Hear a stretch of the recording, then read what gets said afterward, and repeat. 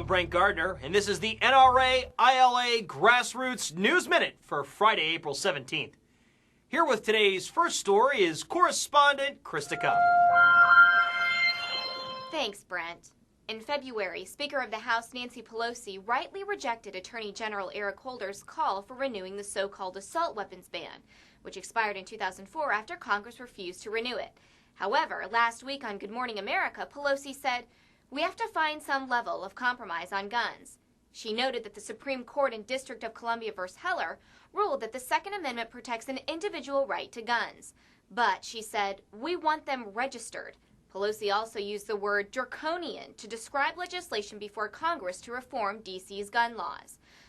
Pelosi objected to the fact that disagreement over the D.C. gun legislation is preventing a vote on legislation to give the district a voting member in the House.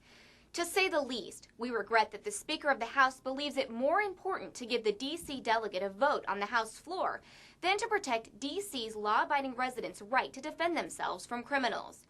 Meanwhile, Senator Dianne Feinstein, the Senate sponsor of the now-expired assault weapons ban, said on CBS 60 Minutes program that she is only temporarily holding off on introducing legislation to reinstate the ban. "I'll pick the time and place. No questions about it," Feinstein said. And now, back to you, Brent. Thanks, Krista.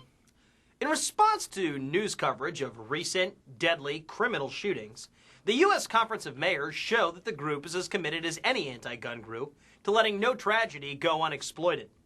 Not wanting to miss an opportunity to reiterate their anti-gun stance in the midst of a tragedy, last week Manny Diaz, mayor of Miami and president of the anti-gun mayors group, released a statement calling, once again, for more restrictive gun laws.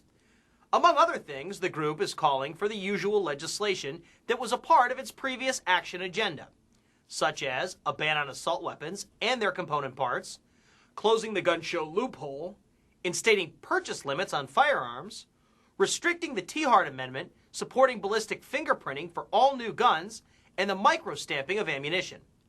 The Conference of Mayors' predictable cry serves as yet another reminder of the need for NRA members and other law-abiding gun owners to be educated and actively involved in the fight to maintain their gun rights.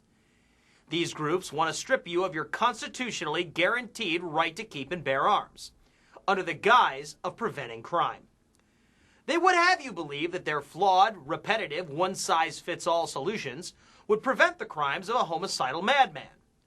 What they are really proposing is to penalize lawful citizens and take away their means of self-defense.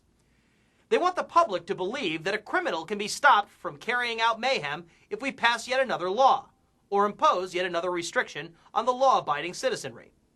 They are wrong. For more information on these stories and up-to-date legislative alerts, please visit www.nraila.org.